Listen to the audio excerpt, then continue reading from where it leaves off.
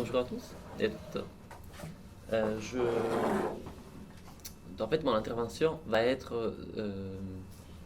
c'est l'introduction à ma thèse, mais c'est en fait l'introduction de ma thèse.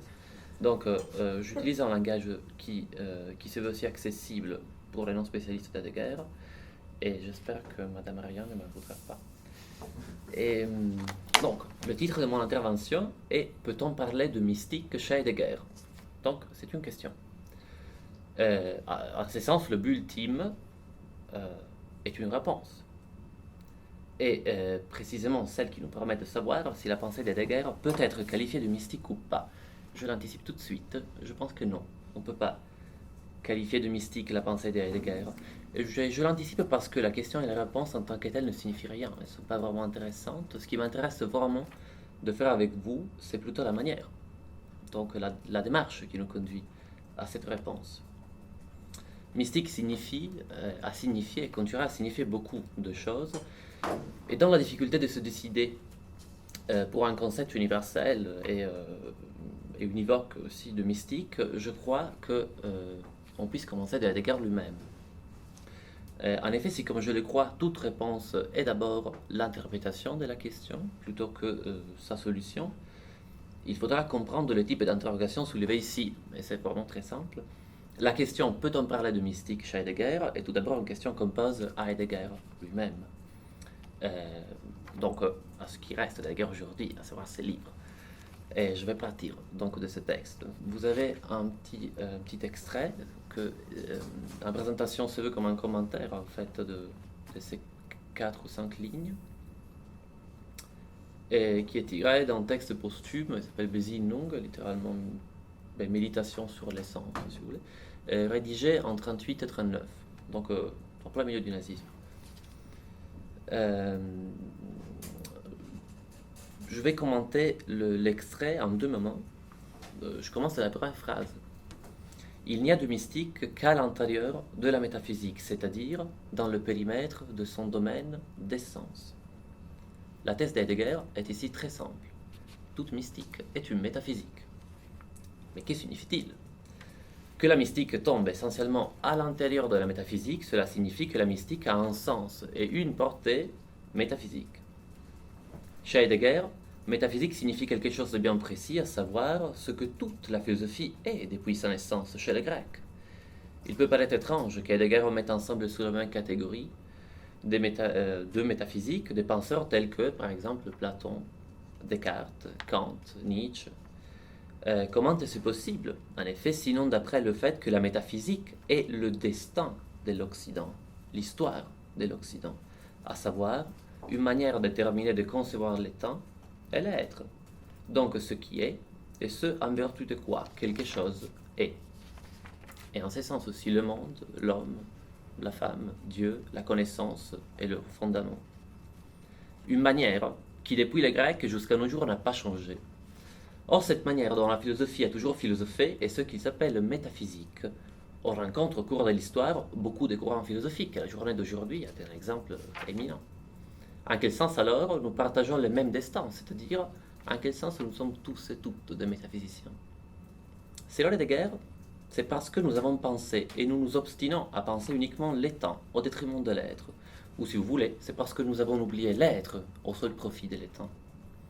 En nous laissant guider pendant du 1500 ans par la question qu'est-ce que c'est, et donc en nous focalisant exclusivement sur l'existence déterminée des choses, avec une terminologie accessible, les choses de la nature, tout comme les objets idéaux, nous n'avons pas vu ce qu'il était proprement à voir. Bien sûr, ce n'est pas la faute à l'homme, mais c'est quelque chose qui appartient à l'être lui-même de se soustraire à la vue. En effet, je vais m'expliquer, lorsque je dis je suis en train de parler, l'être, qui pourtant m'appartient de telle manière que je suis, c'est lui qui parle, se met en retrait par rapport au fait que je parle. Lorsque je dis le ciel est bleu, je comprends très bien les caractères bleus du ciel, et je le comprends grâce à l'être qui relie le ciel et le bleu. Mais quant à cet être, quant au « et » du ciel bleu, je n'en sais rien, et j'imagine que vous non plus. Le fait que le ciel soit bleu, c'est-à-dire l'effet en général, cache l'être et cache la possibilité même de poser une question à l'égard de l'être. L'effet se présente dans une sorte d'évidence, de naturalité, de spontanéité, et pendant du 1500 ans, et encore aujourd'hui, nous ne sommes pas posés jusqu'au bout le problème de questionner ces caractères, pour ainsi dire, disons préalables des choses, à savoir qu'en général quelque chose est. Or, l'oubli de l'être a pour Heidegger des conséquences précises qu'on peut résumer sous le nom de nihilisme. Si l'histoire de la métaphysique est donc cet oubli de l'être, si elle est l'absence de la question de l'être, elle est nihiliste au sens que de l'être est désormais un nil, un rien. Nihilisme est donc l'histoire où il n'en est plus rien quant à l'être. On vit dans la présence évidente et constante de l'état, et c'est tout. Lorsque la biologie, je sais qu'il y a aussi des spécialistes en biologie dans la salle, lorsque la biologie s'interroge pourtant très finement avec des résultats surprenants sur ce que c'est la vie, elle ignore complètement que le phénomène de la vie est en général possible parce que quelque chose de plus originaire et de fondamental fait en sorte qu'il soit. La science ignore, mais disons-le, c'est pas sa faute. Pour pouvoir être efficace et productive, il ne faut surtout pas qu'elle se pose la question de l'être. Afin de pouvoir penser ce qu'elle pense, la science ne peut pas penser la question de l'être. Et cela vaut également pour la théologie, l'anthropologie, l'économie, la science politique. Seule la philosophie, disons idéalement, peut se faire charge de la question de l'être parce qu'elle n'est pas soumise à des contraintes d'efficacité et d'utilité. Et c'est pourquoi le publish or perish, c'est concrètement la mort de la philosophie. Et à ce point, évidemment, comment ne pas citer la reine des sciences, à savoir la logique.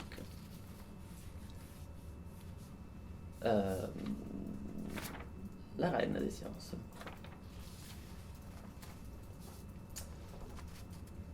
La logique est la doctrine qui nous fournit des règles pour penser correctement, c'est-à-dire pour distinguer le vrai du faux et finalement pour l'énoncer. Logique est donc la doctrine qu'on apprend et qu'on applique afin de dire des choses vraies, parce qu'en quelque sorte, les choses mêmes sont logiques. Le monde même répond au principe de non-contradiction et d'identité. Quand j'ai dit un homme est un homme, ça signifie qu'une voiture n'est pas un homme. Donc A égale A et A n'est pas B. L'on ne pense logiquement que parce que nous sommes déjà dans un monde logique. Et en ce sens, la logique fonctionne aussi comme un dispositif d'exclusion. Tout ce qui n'est pas logique est faux.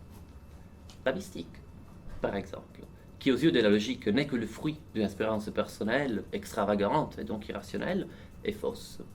La mystique ne peut pas prétendre de dire quoi que ce soit de vrai.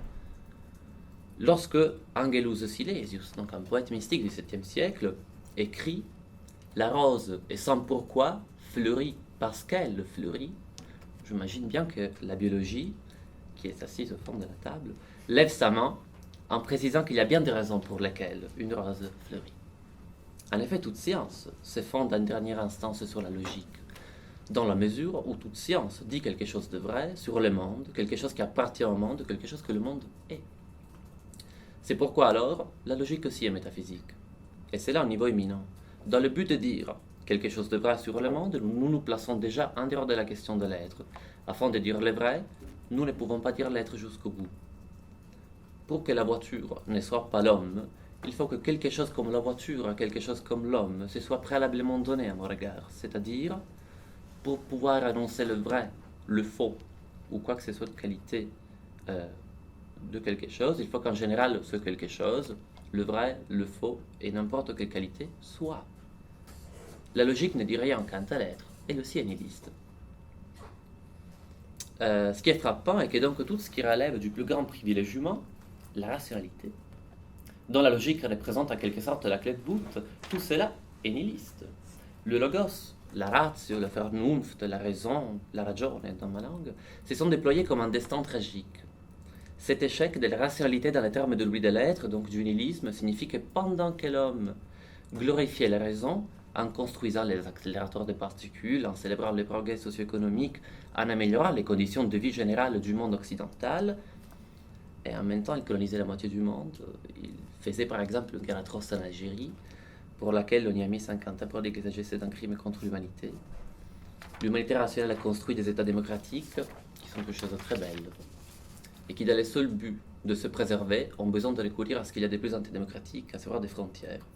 Je pourrais continuer, mais des exemples, il y en a beaucoup. Mais si donc la rationalité porte inscrite en son ADN la marque du nihilisme, vers quoi nous tourner? Quelle solution envisager pour pouvoir sortir de cette impasse si englobant au sens de la globalisation, et qui donc nous concerne tous? Si le principe du nihilisme coïncide avec le principe de la rationalité, que faire?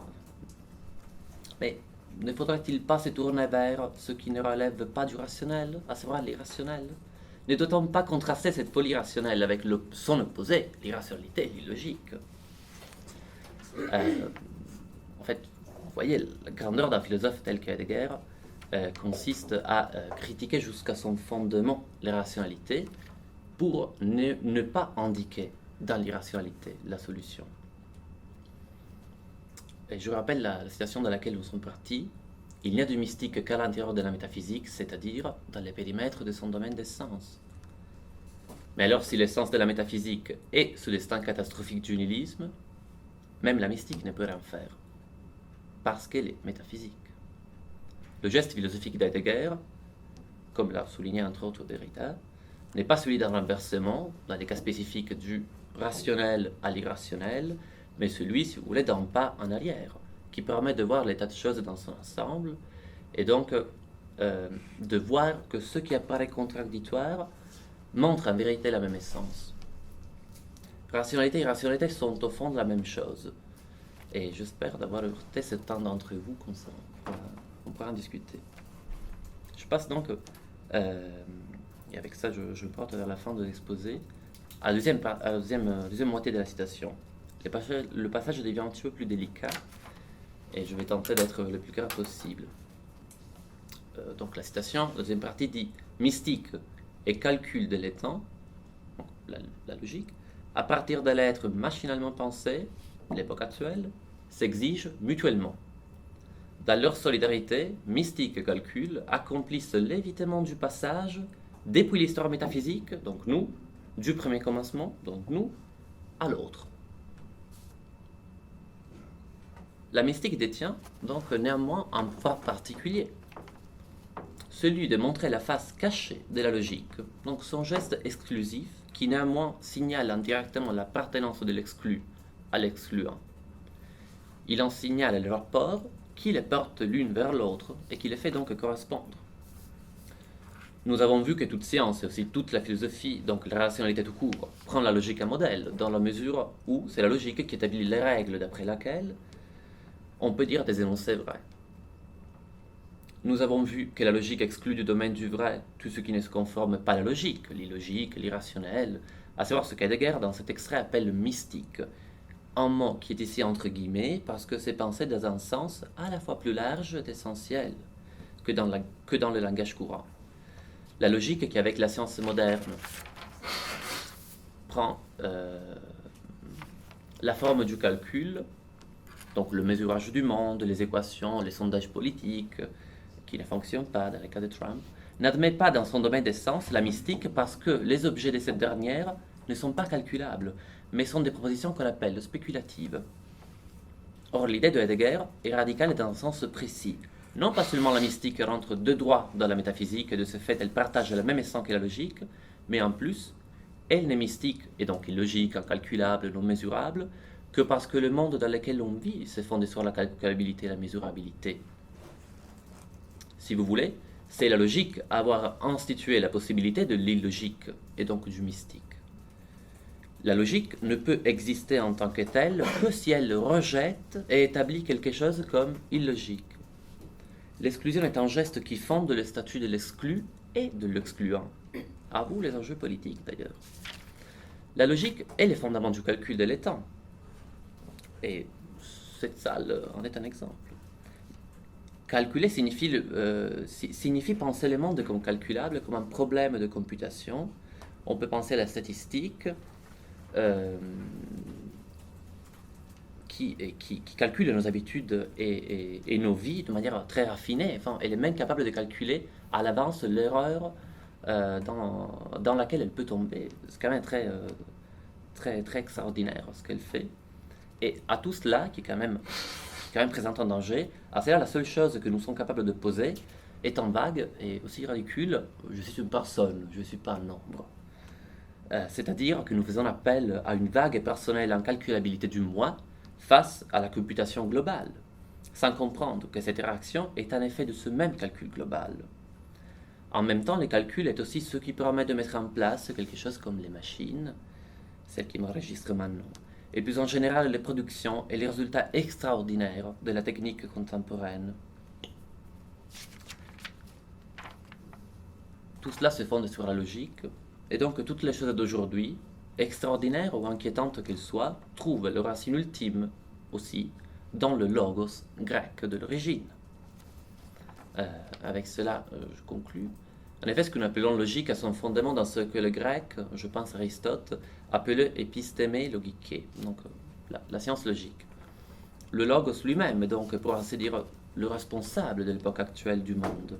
Le même logos qu'Aristote attribua à l'homme, son logonekon, d'où le latin animal rationnel. L'histoire du logos est bien celle de la rationalité, en ce que le logos en est en quelque sorte l'origine. Mais si, comme il est évident, le logos est antérieur à la logique, par exemple Héraclite, il a fait pas usage du mot logos au sens de l'épistémé logique, s'il est antérieur à la logique, qu'est-ce que le logos en delà ou en deçà de la logique? Mais si, comme nous l'avons vu, logique et logique s'appellent mutuellement, ils font référence à une même essence, à un même destin, on devrait aussi demander qu'est-ce que le logos au-delà de toute interprétation mystique, donc illogique.